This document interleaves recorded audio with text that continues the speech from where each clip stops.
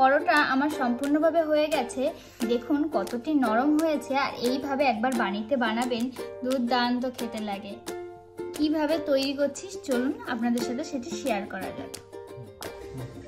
আমি পরোটা তৈরি করার জন্য 4 কাপ ময়দা নিয়ে নেব। 4 কাপ ময়দা নেওয়ার পরে আমি এখানে পরিমাণ মতন সামান্য একটু লবণ দিয়ে দেব আর সামান্য একটু চিনি দিয়ে দেব আর সামান্য একটু সাদা তেল দিয়ে দেব। দিয়ে সম্পূর্ণটা ভালো করে ময়দার সাথে মিশিয়ে নেব, নিয়ে ময়াম দিয়ে নেব। আমি ভালো করে ময়াম দিয়ে নিয়েছি। এবার আমি অল্প অল্প দুধ দিয়ে সম্পূর্ণ ময়দাটিকে মাখিয়ে নেব। আমি সম্পূর্ণ ময়দাটি মাখাবো দুধ দিয়ে। আমি এটা কাঁচা দুধ ব্যবহার করছি। অল্প অল্প দুধ দিয়ে মাখিয়ে নেব।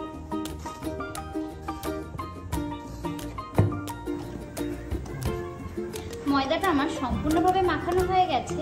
এবার আমি এতে সামান্য একটু সাদা তেল দিয়ে কিছুক্ষণের জন্য রেস্টে রেখে দেবো। আমি এটা 10 মিনিটের জন্য রেস্টে রেখে দেবো।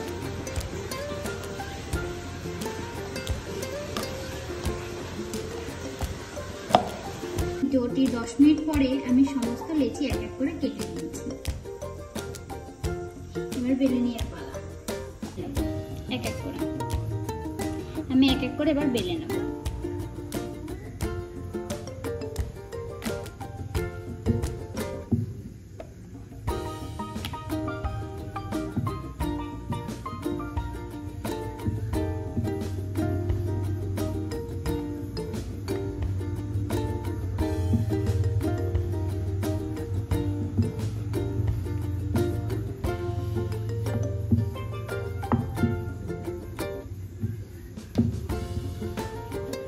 গ্যাস অন করে চাটু বসিয়ে দিয়েছি। এবার আমি চাটু গরম হয়ে গেছে, আমি হালকা করে একটু তেল ব্রাশ করে নেব।